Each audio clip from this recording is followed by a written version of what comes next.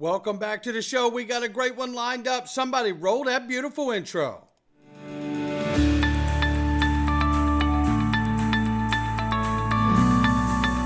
Digital Perspectives with Brad Kimes. Come on in.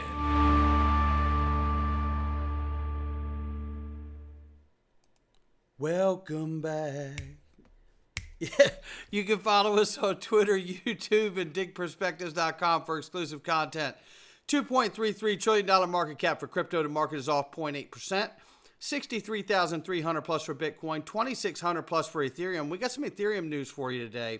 118 billion plus market cap for Tether, USDC 35 billion plus, XRP number 7 spots 58 cents, up 0.1 on the 24, up 0.3 on the 7-day. The range of price between 58 and 59 cents. We'll keep an eye on it.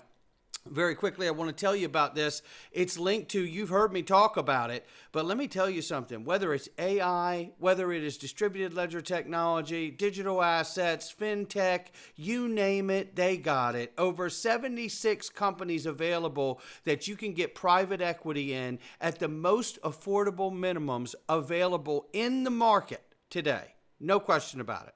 But there's one thing you need to do. Click the link underneath the video and go sign up and register. That's what you got to do, because this stuff doesn't last long. It's some of the best opportunities in the world when it comes to investing, so don't waste time. Click the link underneath the video and get started with my sponsor.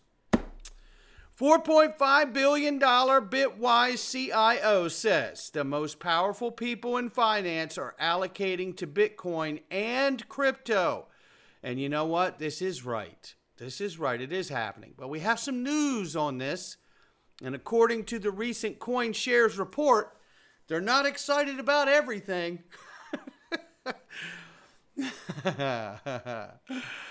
Institutional investors have increased their bet on XRP, and we certainly know Bitcoin ETFs have been growing crazy and wildly. We love seeing that for them. However, while withdrawing at the same time funds from ADA, which is Cardano, and the second largest cryptocurrency, Ethereum. Uh-oh. What's going on here? Why would they be withdrawing the funds, right? What's happening? ETH exchange traded funds recorded their largest outflows since July on Monday, with over $79 million exiting in a sign of waning institutional demand for the world's second largest crypto token. I'm telling you right now, we're getting ready to see the real USD launched on Ethereum and the XRP ledger, and it's going to help with the mass exodus that is coming off of Ethereum. Let us not forget, Ethereum is backed by Yuan Zhang and CCP China. Don't believe it, it's still true. So, it's not surprising to see this. We know that the original ETH VCs have left the Ethereum camp and now are pumping the daylights out of Solana, which works occasionally. Things you should know. Just like this, Third Circuit Court grilled the SEC for not giving solid reasons when it denied Coinbase's request for clear crypto regulations. Just a quick highlight on this. I read the article, but the highlights will work. If you look at this, Coinbase asked the SEC to create specific rules for crypto assets in July of 22, but the SEC rejected the request with vague 2-page denial, which we covered here on the channel back then. The judges questioned how the SEC can keep taking enforcement actions without providing clear guidance for the crypto industry. Now the judges are asking the right questions and have been in the last year or so. But we also know that there's a hearing this morning, and I do want to let you know that the Senate committee hearing tomorrow has been postponed. But the one today is just starting. So that we will keep you in tune when it comes and we see everything. But ahead of that, the political posturing from over 40 Republicans in the House have sent a letter, and senators alike have come together from the House and Senate, I should say, and basically asked ahead of this meeting for the SEC to back down and repeal and take down the SAB 121. The SAB 121 is the Biden-Harris SEC illegal rule that is preventing banks from acting as custodians. Kamala is not for crypto. That's the truth. And here we know that what's coming is on the Hill. Let's listen to the first 2 minutes of this so we can find out what's going on here. Services Committee. And where do you want it to go today, Mr. Chairman? Well, the purpose of the hearing is to show what a post-Gensler regime can look like at the Securities Exchange Commission. And this is certainly the buildup of 4 years of mismanagement of the rogue agency, or active bad management of this rogue agency. What we want to do is provide clarity on what it should look like, with a balance on more towards capital formation than taking ad hoc action to sue people and to make headlines, but to actually provide some level of clarity for investors. That's what we want in a post-Gensler regime, and that's what we hope to highlight today in today's hearing. When is there going to be a post-Gensler regime? Well, we're going to find that out. We've got two presidential candidates, and we want to hear from them on these issues of capital formation, both for crypto, for market certainty.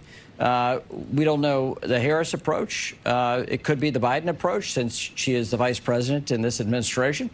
We know the Trump approach with the Clayton regime was a very solid one at the SEC, and markets flourished. So we want to hear from the candidates on for their perspective on what the SEC should be, and we've yet to hear that from the Harris campaign. Well, it sounds like it could be a contentious hearing, and it certainly this is from your side of the aisle. We're hearing, I'm sure the other side of the aisle thinks Gensler's done a phenomenal job. Well, not all of them. In fact, we've had bipartisan opposition to many of his acts as chair of the SEC. We had in FIT 21, our market structure bill for crypto.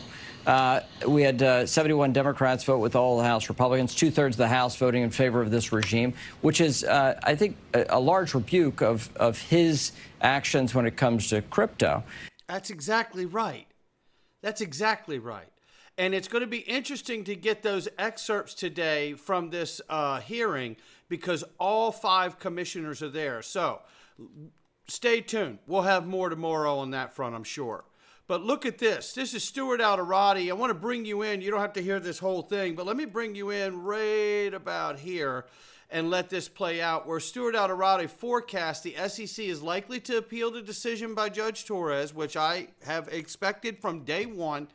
They should appeal, should take place. If it should take place, it would go to the Supreme Court. And that is exactly what I've been saying here, because I believe that's how important XRP and the Ledger and Ripple truly are to the financial system in the world, and certainly as a pillar to the U.S.'s presence in the new digital economy. That's how I see it. But take a listen. I'm going to go that far. If you actually read the opinion, he kind of did cabin the opinion that way. And if the case does make its way up on appeal, which it probably will, it gets to the Supreme Court, which maybe it will, and I kind of would hope it will. I think we'll win. We'll win on that contract. We'll win on that statutory construction argument. But the finding that the token itself is not a security, and the token itself cannot embody the attributes of an investment contract, that's what makes this decision so very important. Absolutely, no doubt about it. And again, I'd love to be wrong on this. I'd love to see it come out and there be a no action letter. It's resolved without prejudice or with prejudice or whatever they say, so it cannot be contested ever again in life. I'm certainly happy to be wrong about it, but I also think going to the highest court of the land, no matter how long it takes, it's going to take everybody else in this space longer than us, because we're the first ones out of the gate. So we just will see it through, hadn't we? We've waited this long, but I think we could see the market go crazy while we're waiting for that clarity as well, unless legislative clarity handles the matter. But we also know there's a great demand kicking open the door now, as Grayscale says XRP Trust will give investors exposure to a protocol with real-world use case.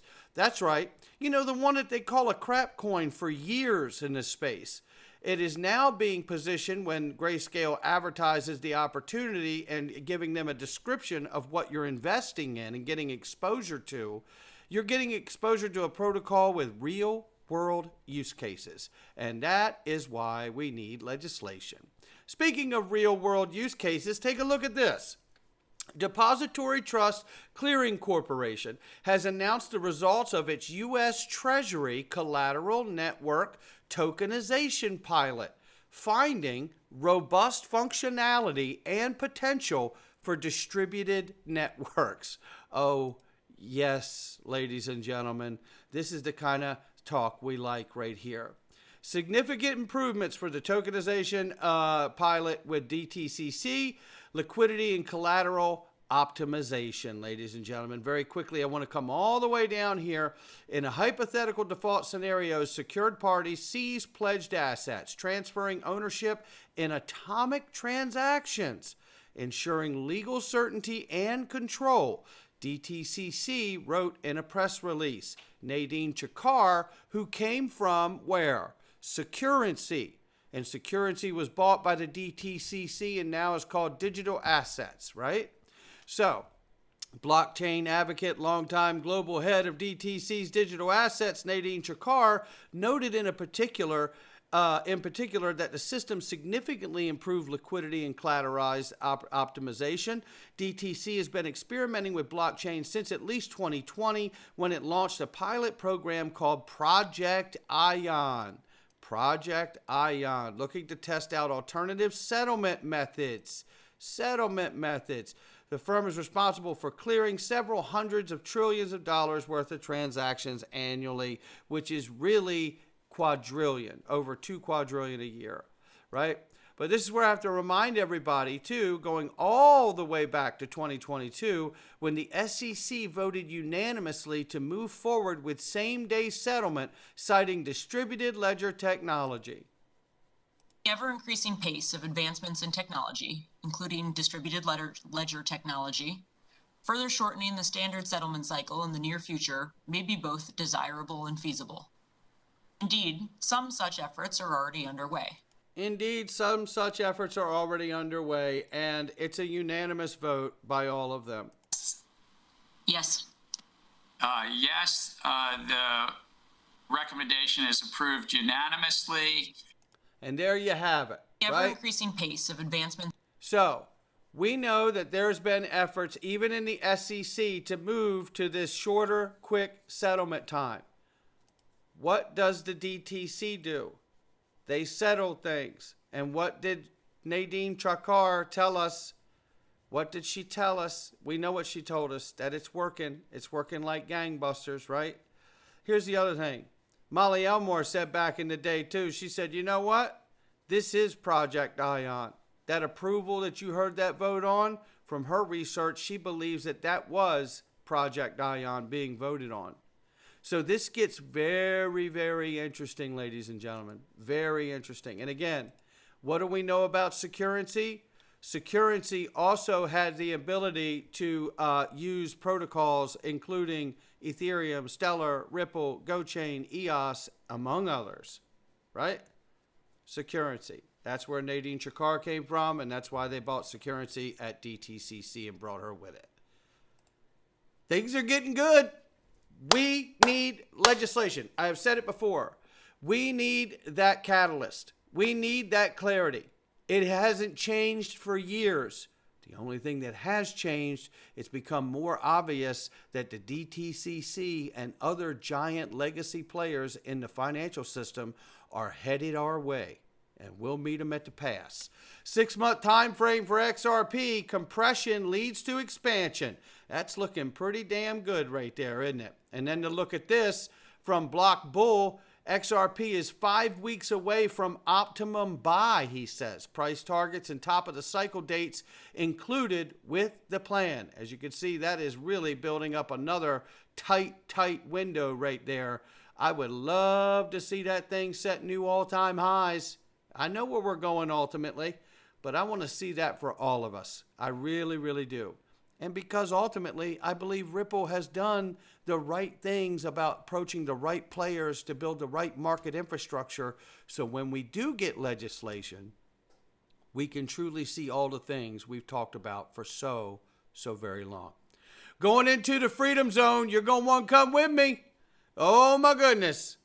Not financial advice from me or anyone else. Let's get started. I tell you, you know, there is a faction of people in this world that are trying to do the darkest things